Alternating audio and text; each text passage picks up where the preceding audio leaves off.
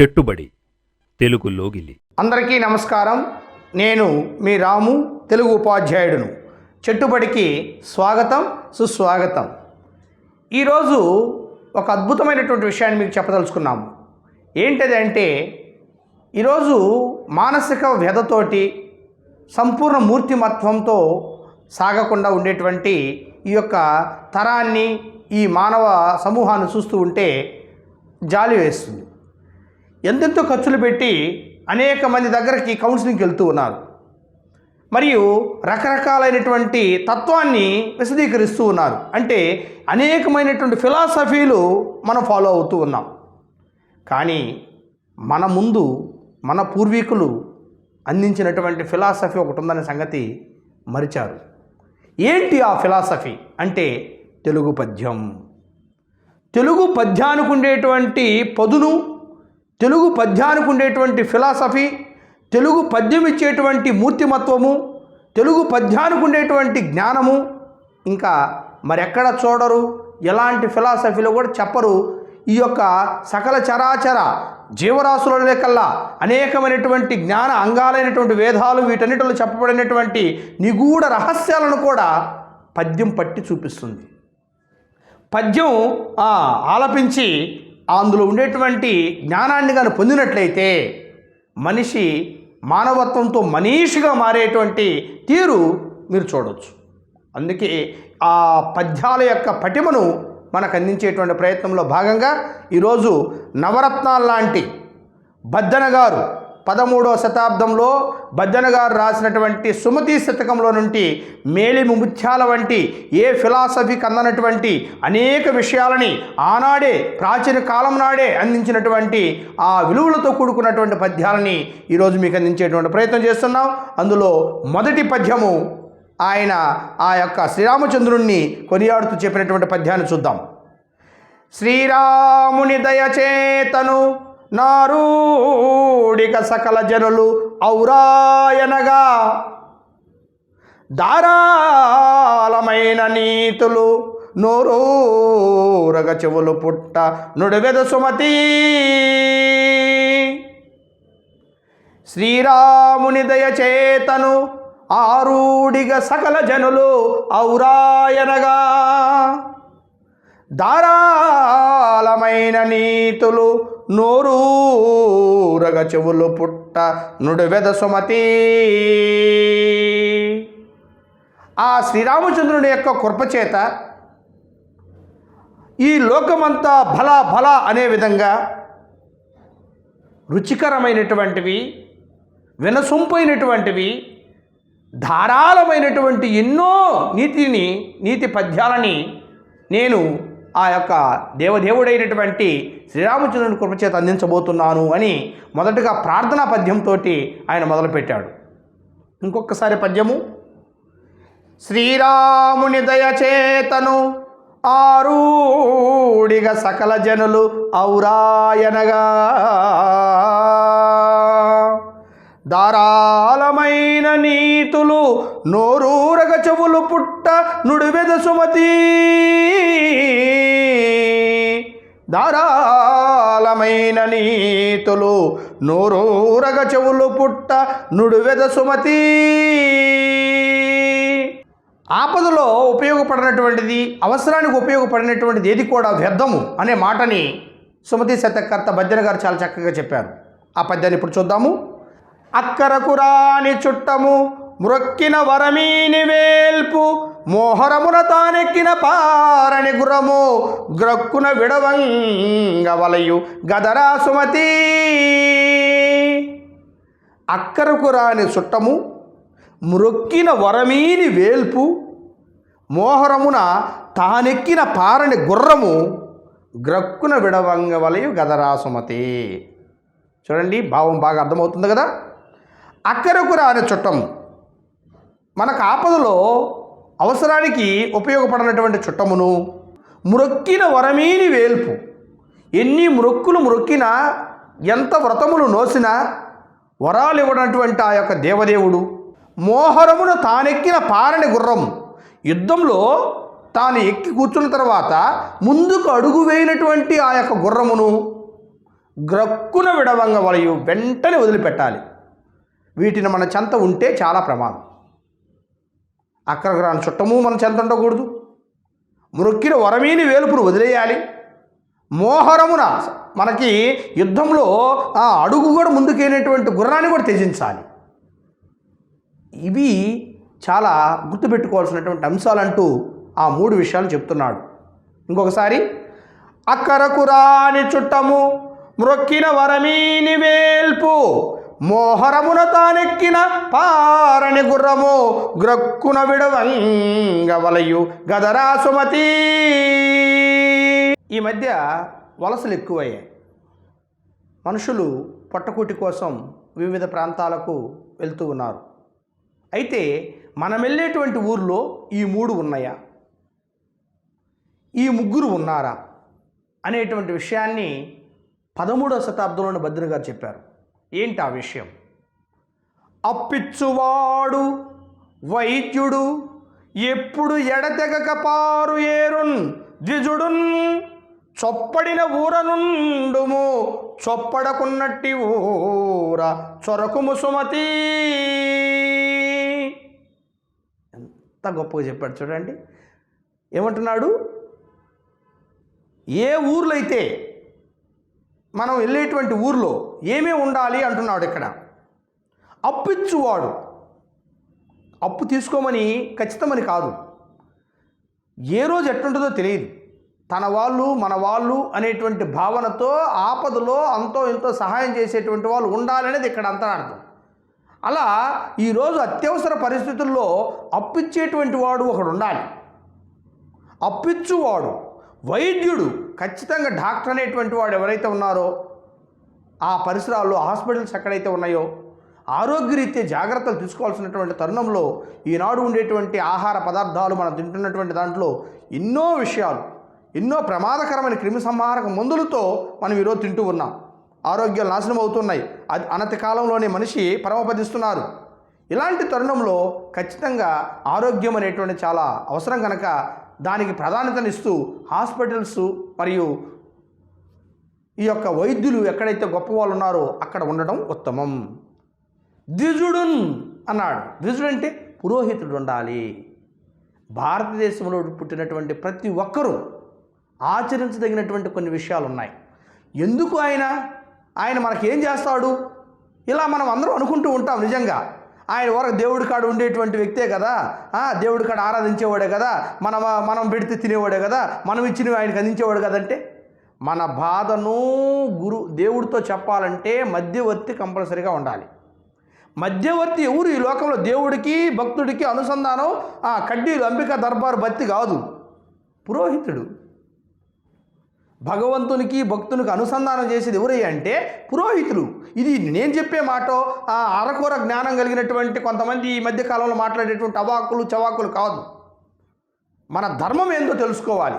మన హిందూ ధర్మంలో ఉండేటువంటి ఆ విషయాలని ఖచ్చితంగా పాటించి తీరాల్సిందే. ఈ విషయాన్ని ఎవరైతే పెడచెవిని పెడతారో, ఎవరైతే అలా నెగ్లిజెన్స్ చేస్తారో, నిర్లక్ష్యం వహిస్తారో వాళ్ళు భారతీయుడు కాదు, హిందూ దేశంలో పుట్టినటువంటి వాడు కాదు అని నా మనవి. వినాలి. ఇట్లాంటి విషయాలను ఖచ్చితంగా చెప్తున్నాను. ఏమంటున్నానంటే హిందూ ధర్మశాస్త్రం ప్రకారం దురాచారాలు లేవని నేను చెప్పను. ఆచారాలను పాటించాలిగా. ఏంటి ఆ ఆచారాలు అని అంటే భగవంతుడు నేనే డైరెక్ట్గా వరాలు కోరుతానంటే ఇందా చెప్పుకున్న పద్యంలో యాడిస్తాడు ఆయన? నీ దగ్గర డబ్బులుంటే దేవుడు వరాలు ఇస్తాడా? నువ్వు అభిషేకాలు చేస్తే దేవుడు వరాలు ఇస్తాడా? ఇవ్వడు. ఆయనతో నివేదించేటువంటి విధానం ఉంది. ఆయనతో నివేదన ఎలా చేయాలనో, ఏ స్తోత్రంతో చేయాలనో, ఏ పంతాలో చేయాలనో, ఏ యొక్క వేదాన్ని స్తుతిస్తూ చెప్పాలనో అది వేద బ్రాహ్మణులకే చెల్లుతుంది. కానీ ఆషామాషాతో కూడుకున్నటువంటి మనకేలా చెల్లును అనేటువంటి మాటని ఈ సందర్భంగా చెప్పదలుచుకున్నాడు బద్దెన గారు. అందుకే తను చెప్పినటువంటి మొదటి పద్యంలో శతకంలోనే శ్రీరామచంద్రుణ్ణి ఆయన కొనియాడాడు. హిందూ ధర్మంలో పుట్టాం మనం. సనాతన ధర్మం, ఆ ధర్మం, ఈ ధర్మం, ఇది ఎక్కడుంది, ఇది అలనాటిదా, ఇట్లా ఏంది ఇది? సనాతన ధర్మం అంటే ఆచరించదగిన ధర్మం అని. ఆచరించదగిన ధర్మం మంద కదా. ఎక్కడి నుంచో తెచ్చుకున్న వేరు వేరు ధర్మాలకి, వాళ్ళ మాటలకి, వాళ్ళ అవాకులకి, వాళ్ళు చూపించేటువంటి కల్పనలకి, వాళ్ళు ఊగిపోయేటువంటి వ్యవహారాలకి సిగ్గేస్తుంది, బాధేస్తుంది ఒక దశలో. అంటే నిన్ను నువ్వు నిందించుకున్నట్టుంది, ఇది పైగా చూసి ఉమ్మూసుకున్నట్టుంది. ఇది తప్పుదారులు వెళ్తున్నాం, తప్పుడు ఆలోచనలు చేస్తున్నాం. మన ధర్మాన్ని, మన ఆచారాల్ని, మన సంస్కృతిని అధపాతాలను తగ్గించుకుంటున్నాం. మనల్ని మనం చిన్నోళ్ళం చేసుకుంటున్నాం. మనం వలదు. నువ్వు ఎక్కడికి వెళ్ళినా పురోహితుడు ఉండాలని ఆయన ఎందుకు చెప్పాడు? ఆ రోజుల్లో ఎందుకు చెప్పాడు అంటే, వాళ్ళలో ఉండేటువంటి ప్రజ్ఞ, బుద్ధి, ఆ యొక్క ఆధ్యాత్మిక తత్వము అందరికి ఎందుకు వస్తుందండి? అర్పించారు. వాళ్ళు తమ జీవితాలని త్యజించారు, భగవంతుడి కోసం ఇచ్చేశారు. 16 ఏళ్ల పాటు శుశ్రూష చేశారు. వాళ్ళు వేదాలను పఠించారు. వాళ్ళు కనుక ద్విజుడు ఆ గ్రామంలో ఉండాల. ఎవరో ఎక్కడో కొంతమంది ఉండొచ్చు, అవాకు చవాకులు బలిచే వాళ్ళలాగా ఎల్లో కూడా ఉండొచ్చు. కానీ ధర్మము ఎప్పుడు ధర్మమే. హిందూ ధర్మము పవిత్రమైంది, పొదునైంది, గొప్పది, ఆచరించదగినది. అవలంబిస్తే తెలుస్తుంది. అవలంబించిన వారు చెప్పే మాట నన్ను వినాలిగా. అందుకే చెప్తున్నాడు మరొకసారి, అప్పిచ్చువాడు వైద్యుడు ఎప్పుడు ఎడతెగక పారు ఏరున్ ద్విజుడున్ చొప్పడిన ఊర నుండుము చొప్పడకున్నట్టి ఊర చొరకము సుమతి.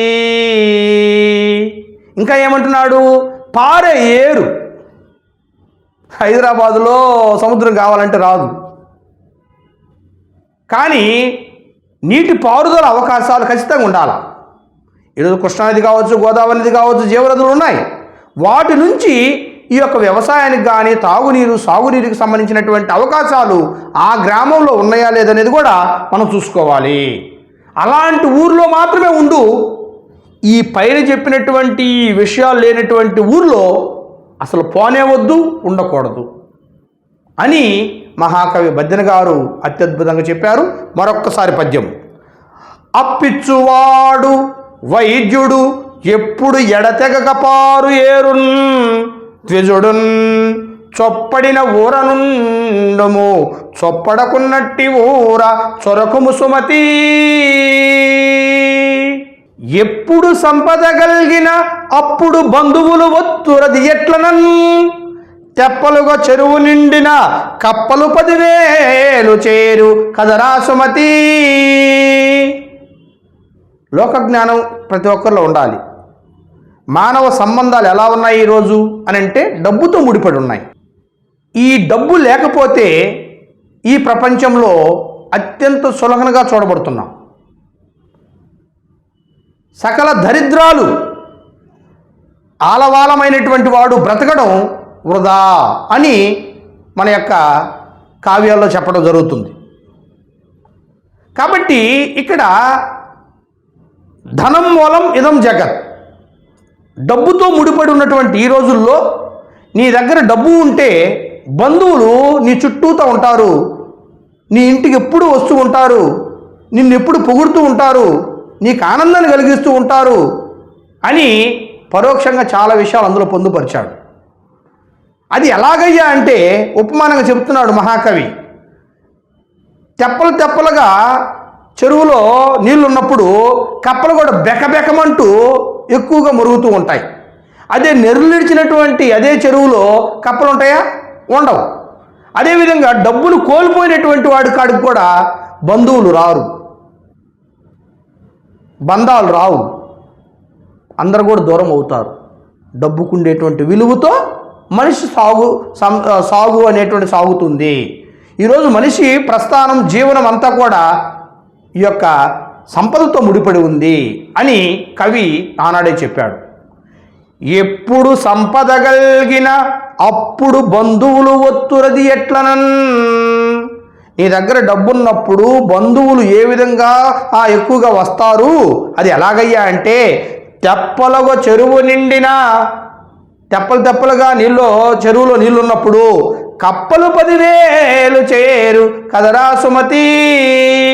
కప్పలు కూడా బెకబెకమంటూ చాలా చేరతాయి కదా. అలానే డబ్బున్నటువంటి వాడి గారికి మన బంధువులే కదా, ఇంకా రకరకాల బంధువులు కూడా వచ్చి మనకు కొత్త బంధువులు అవుతుంటారు, కొత్త బంధాలు కూడా వస్తాయి, కొత్త సంబంధాలు కూడా ఏర్పడతాయి. ఎప్పుడు? సంపద కలిగినప్పుడు. అలాంటి సంపద ఉన్నప్పుడు లేనప్పుడు ఎలా ఉంటుంది అనే విషయాన్ని ఈ యొక్క పద్యంలో చెప్పడం జరిగింది. మరొకసారి పద్యాన్ని చూద్దాం. ఎప్పుడు సంపద కలిగిన అప్పుడు బంధువులు ఒత్తురది ఎట్లనన్, తెప్పలుగా చెరువు నిండిన కప్పలు 10,000 చేరు కదరా సుమతి. కనకపు సింహాసనమున సునకమును కూర్చుండబెట్టి శుభలగ్నమునన్, దొరనగ పట్టము గట్టిన వెనుకటి గుణమేలమాను వినరా సుమతి. దొనరగ పట్టము గట్టిన వెనుకటి గుణమేలమాను వినరా సుమతి. కనకపు సింహాసనమున, బంగారు సింహాసనం మీద సునకమును కూర్చుండబెట్టి, కుక్కను కూర్చుండబెట్టాం. ఒక శుభముహూర్తాన, శుభలగ్నమునన్, తిది వార నక్షత్రములన్నీ కూడా చూసి మరి దొనరగా పట్టము కట్టిన, అభిషేకం కూడా చేసిన, పట్టాభిషేకం చేసిన ఒక్కొక్కకి వెనుకటి గుణమేలమాను వినరా సుమతి. గతం యొక్క బుద్ధులు ఆడు చూపించాడు. ఆడు కూర్చున్న తర్వాత ఏంది ఇది అంటే, ఎవరు అర్హులు అధికారానికి? ఎవరిని మనము ఆ యొక్క సింహాసనం మీద కూర్చోబెట్టాలి? అవకాశం వచ్చింది కదా అని చెప్పి ఎవరినంటే వాళ్ళని సింహాసనం ఎక్కించడంలో ఆలోచన ఉండాలి. అది దైవ నిర్ణయం అని కొంతమంది, అలా చేయడం మన చేతులు లేదని కొంతమంది, ఇలా చేతులు దులుపుకుంటూ మన వల్ల కాదులు అన్నంతకాలం మన జీవితాలు ఎట్టే ఉంటాయి. మంచి వాళ్ళని ఎన్నుకోవాలయ్యా, మనము మంచి వాళ్ళని ఎన్నుకోవాలంతే. నీకు ప్రాథమిక హక్కులు, ప్రాథమిక విధులు, ఆదేశ సూత్రాలు రాజ్యాంగం ఇవ్వలే. కాబట్టి కనకపు సింహాసనం మీద, బంగారు సింహాసనం మీద, ఉన్నతమైనటువంటి ఆసనం మీద ఎవరిని కూర్చొని పెట్టాలి? మనల్ని పాలించేటువంటి వ్యక్తుల్ని, గొప్ప వాళ్ళని ఎంచుకోవడంలో నీకు బాధ్యత లేదా? ఏం చేస్తున్నావు నువ్వు? ఒక్క 5 నిమిషాల పాటు 5 ఏళ్ళు పరిపాలించేటువంటి వాడిని ఎంచుకోవడంలో నువ్వు కానీ నిర్లక్ష్యం చూపిస్తే నీ యొక్క సామ్రాజ్యము, నీ దేశము, నీవు, నీ గతి ఏమవుతుంది? ఎంత దిగజారిపోతున్నాం ఈనాడు. ఆలోచించుకో. ఓటర్లకి చెప్తున్నాను నేను, చెట్టుబడి ద్వారా మిక్కిలిగా చాలామంది ఒక మనిషిని ఎన్నుకోవడంలో, నాయకుడిని ఎన్నుకోవడంలో సరైనటువంటి నిర్ణయాలు తీసుకోలేకపోతున్నారు. ఎవరినంటే వాళ్ళని. దుర్మార్గులు, దుష్టులు, దొంగలు, అవినీతి పరులు, ఇలాంటి వాళ్ళు మనకు నాయకులు అవుతున్నారండి. వాళ్ళ బుద్ధుల్ని 5 ఏళ్లలో చూపించేస్తున్నారండి. ఇక్కడ బద్దెన గారు ఆ మాటల్ని, జరగబోయేటువంటి మాటలు ఉపమానాలుగా కొన్ని వస్తువులతో చెప్పాడే కానీ ఇప్పుడు మనం నిజంగా కళ్ళారా చూస్తున్నాం. కుక్కలు తీసుకుపోయి సింహాసనం మీద పెట్టామండి. కుక్కలు తీసుకుపోయి సింహాసనం మీద పెట్టాం. పిచ్చోడి చేతులు రాయి పెట్టాం. వాడు బుద్ధులు చూపిస్తా ఉన్నాడు. ధరలు పెరిగిపోయాయి, అభివృద్ధి లేదు, అందరూ కూడా శోకసంద్రంలో మునుగుతూ ఉన్నారు. అందుకే నేను ఘాటుగా చెప్పదలుచుకున్నా ఈ యొక్క విషయాన్ని. కనకపు సింహాసనమున సునకమున కూర్చుండబెట్టి శుభలగ్నమునన్, దొనరగ పట్టము గట్టిన వెనుకటి గుణమేలమాను వినరా సుమతి. వినరా సుమతి. మంచి బుద్ధి కలిగిన వాడువైతే విను. కనకపు సింహాసనమున, బంగారు సింహాసనం మీద కుక్కను కాదు కూర్చొని పెట్టాల్సింది, దానికి అర్హత కలిగినటువంటి వాడిని కూర్చొని పెట్టాలి. నువ్వు ఏ ముహూర్తాన ఎన్ని రాశి ఫలాలతో ఎంత గొప్పగా చేసినప్పటికీ కుక్కే, అవినీతి పరుడే, దుర్మార్గుడే. ధర్మాత్ములకు పట్టం కట్టాలయ్యా. ధర్మ ప్రభువులు అనేవాళ్ళు ఇంతకుముందు రోజుల్లో. ఈరోజు అంటున్నామా? ధర్మపరాయణులు చాలామంది లేరా? అలాంటి వారికి అవకాశం ఇవ్వాలి, అలాంటి వారికి మంచి ముహూర్తాన పట్టం కట్టాలి. అలాంటి వారు ఆ సింహాసనం మీద కూర్చుంటే వాళ్ళ గుణాలతోటి మనల్ని కూడా సద్గుణాలతోటి గొప్పగా పరిపాలన చేస్తారు, సస్యశ్యామలం చేస్తారు, ఈ లోకాన్ని వాళ్ళ ధర్మాన్ని నిలుపుతారండి.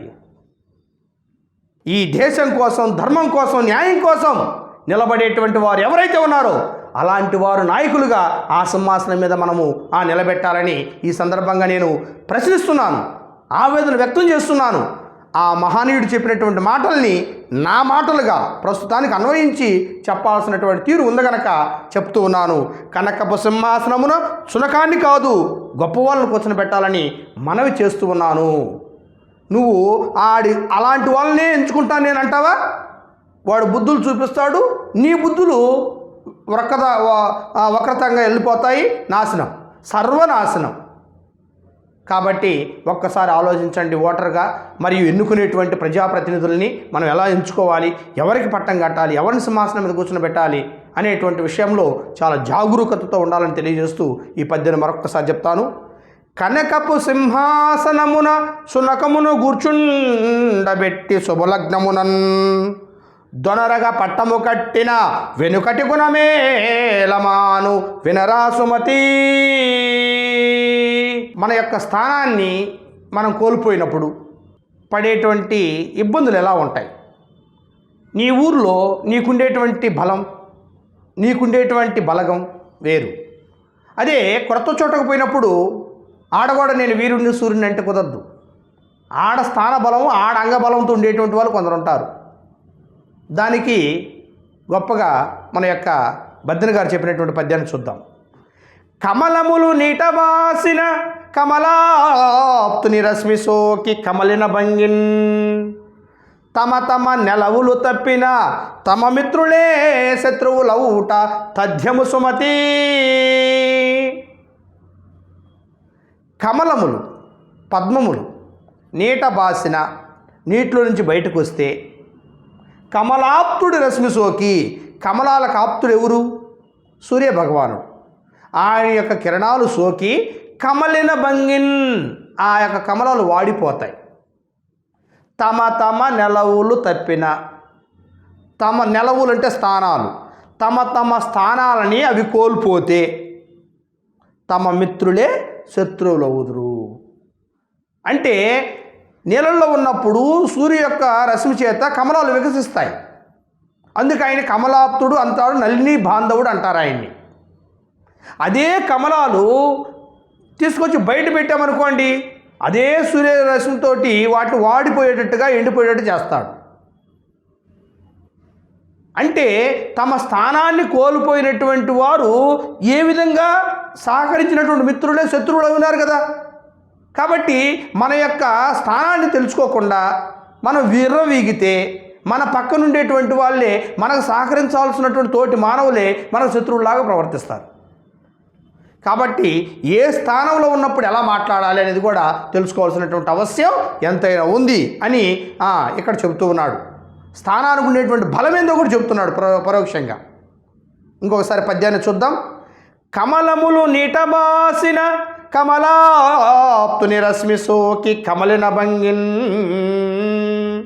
తమ తమ నెలవులు తప్పిన తమ మిత్రులే శత్రువులవుట తథ్యము సుమతి. స్నేహం ఉన్నప్పటికీ లేనప్పటికీ, ప్రేమ ఉన్నప్పటికీ లేనప్పటికీ ఎలా ఉంటుంది ఆ తారతమ్యం అనేది ఈనాటి యువత చక్కగా వినాలి ఈ యొక్క పద్యాన్ని. కూరిమిగల దినములలో నేరములెన్నడు కలుగనేరవు, మరి ఆ కూరిమి విరసంబైనను నేరములే తోచుచుండు నిక్కము సుమతి. కూరిమిగల దినములలో, ప్రేమ మైత్రి ఉన్న సమయంలో నేరములెన్నడును కలుగనేరవు. నువ్వు చేసే తప్పులేవి కనపడవు. ఎందుకంటే ప్రేమతో నీ వైపే మాట్లాడతారు, నువ్వు చేసిందల్లా మంచి అంటారు. ఆ కూరిమి విరసంబైనను, ఏ రోజైతే ఆ ప్రేమ మైత్రి చెడిపోతుందో నేరములే తోచుచుండు. నీ మీద అన్నీ తప్పులే. ఇంతకు ముందు కూడా చేసినాడు వాడు, ఇప్పుడు కూడా అట్టే చేస్తుండు. వాడు బతుకే చండాలము, వాడిది వాడది. ఏమీ సైకాలజీ అండి, ఎంత చక్కగా చెప్పారు. మనిషి యొక్క తత్వము మనతో ఉన్నప్పుడు, ప్రేమతో ఉన్నప్పుడు ఎలా ఉంటారు, ఆ ప్రేమ మైత్రి చెడిపోయినప్పుడు అదే మనిషి ఏ విధంగా ప్రవర్తిస్తాడు అనేటువంటి ఆ మానసిక స్థితిని చాలా చక్కగా చెప్పారు బద్దెన గారు. ఇంకొకసారి చూద్దాం. కూరిమిగల దినములలో నేరములన్నడు కలుగనేరవు, మరి ఆ కూరిమి విరసంబైనను నేరములే తోచుచుండు నిఖము సుమతి. మనిషిలో పురుషార్థాలు, అరిషడ్వర్గాలు, త్రికరణాలు ఇవి చాలా పనిచేస్తాయి. మనిషిని మహోన్నతుడిగా చేయాలి అంటే త్రికరణ శుద్ధితో ఉండాలి, పురుషార్థాలను జయించాలి, అరిషడ్వర్గాలను త్యజించాలి. అప్పుడు మానవుడు పురుషోత్తముడు అవుతాడు. అలాంటి పద్యము ఇప్పుడు మనం చెప్పుకుంటాం. మనిషిని కాల్చేది, మనిషి యొక్క గొప్పతనాన్ని పోగొట్టేది, మనిషి స్వర్గము నరకం అనేటువంటివి ఎక్కడున్నాయి, అవి ఉంటే ఏ రూపంలో ఉన్నాయి అనేది బద్దెన గారు చెప్పినటువంటి విధానం చాలా చక్కగా ఉంటుంది. అదేంటో చూద్దాం. తన కోపమే తన శత్రువు, తన శాంతమే తనకు రక్ష దయ చుట్టంబవు, తన సంతోషమే స్వర్గము, తమ దుఃఖమే నరకమండ్రు తథ్యము సుమతి. తమ దుఃఖమే నరకమండ్రు తథ్యము సుమతి. తన కోపమే తన శత్రువు. నీలో కోపము, ఆవేశము ఉన్నంతకాలం నీకు శాంతి లేదు, ఎదుటి వాళ్ళకి సంతోషం లేదు. నువ్వేం చేస్తున్నావో నీకు తెలియదు. కోపం అత్యంత ప్రమాదకరం. స్వాతంత్ర్య పోరాటంలో కోపం లేకనే కదా కోపం ఉన్న వాళ్ళందరూ ఏమయ్యారు, కనుమరుగయ్యారు. శాంతి అస్త్రాన్ని పట్టి గాంధీ మహాత్ముడయ్యాడు. కాబట్టి తన కోపమే తనకు శత్రువు, తన శాంతమే తనకు రక్ష. దయ చుట్టంబో తనకు సహకారి కూడా అవుతుంది. అందుకే తన సంతోషమే స్వర్గము, తమ దుఃఖమే నరకమండ్రు తథ్యము సుమతి. ఎక్కడైతే మనిషి సంతోషంగా ఉంటాడో అదే స్వర్గం, ఎక్కడైతే కన్నీరు కారుస్తూ ఏడుస్తూ ఉంటారో అదే నరకం. కాబట్టి మనలోనే ఉన్నాయి స్వర్గ నరకాలు అన్నీ కూడా. ఎలా మసలుకోవాలనేదే ఈ నాటకం, ఈ జీవిత ప్రస్థానం, ఈ జీవిత గమ్యం, లక్ష్యం అదే. ఇంకొకసారి పద్యాన్ని చూద్దాం. తన కోపమే తన శత్రువు, తన శాంతమే తనకు రక్ష దయ చుట్టంబహు, తన సంతోషమే స్వర్గము, తమ దుఃఖమే నరకమండ్రు తథ్యము సుమతి. నాకు డబ్బు కావాలి, ఏదో ఒక రీతిని కావాలి, నేను ఇంత చేస్తున్నా అన్నట్లేదు, నాకు సంపద అవసరము, కావాలి అంటే ఏది నీ దగ్గరకు రాదు. వచ్చే టయానికి అన్నీ వస్తాయి. కాలం చాలా గొప్పది. 2 విషయాలు మీకు చెప్పదలుచుకున్నాడు బద్దెన గారు. సిరిత వచ్చిన వచ్చును సలలితముగా నారికేల సలిలము భంగిన్, సిరిత పోయిన పోవును కరిమ్రింగిన వెలగ పండు కరణిని సుమతి. సిరి తనకు తెలియకుండానే వచ్చి చేరుతుంది మంచి వాళ్ళ దగ్గరికి, ప్రయత్నం చేసినటువంటి వాళ్ళ దగ్గరికి, సన్మార్గంలో వెళ్ళినటువంటి వాళ్ళ దగ్గరికి. ఎలా? టెంకాయలోనికి నీళ్లు వచ్చినట్టుగా సలలితముగా నారికేల సలిలము భంగి. నారికేలలో అంటే టెంకాయలోకి నీరు ఏ విధంగా అయితే చెప్పకుండా వస్తుందో అలానే సంపద కూడా తెలియకుండానే వచ్చి కూర్చుంటుంది ఆ లక్ష్మీదేవి. అది ఎలా అనంటే కరిమ్రింగిన వెలగపండు కరణిన సుమతి. ఏనుగు వెలగపండులోని గుజ్జును మాత్రం తిని ఆ డొప్పను బయటకు విసిరేస్తుంది. ఎలా సాధ్యం? హంస నీళ్ళ నుంచి పాలు కలిపి ఉంటే పాలను మాత్రం తాగేస్తుంది. ఇవన్నీ దైవ సంకల్పాలు కాదా? కాబట్టి దైవం తలుచుకుంటే సిరి తెలియకుండానే వస్తుంది, తెలియకుండానే పోతుంది. ఎలా పోతుందంటే ఇద్దో కరిమిరింగిన వెలగపండులాగా, ఏనుగు మింగిన ఎలగపండు గుజ్జులాగా పోతుంది, సిరి టెంకాయలోకి నీళ్ళు వచ్చినట్టుగానే వస్తుంది. నువ్వు చేసే ప్రయత్నాన్ని ఆపు అని చెబుతున్నాడు మహాకవి. ఇంకొకసారి చూద్దాం. సిరిత వచ్చిన వచ్చును సలలితముగనారికేల సలిలము భంగిన్, సిరిత పోయిన పోవును కరిమిరింగిన వెలగపండు కరడిని సుమతి, కరిమిరింగిన వెలగపండు కరణిని సుమతి.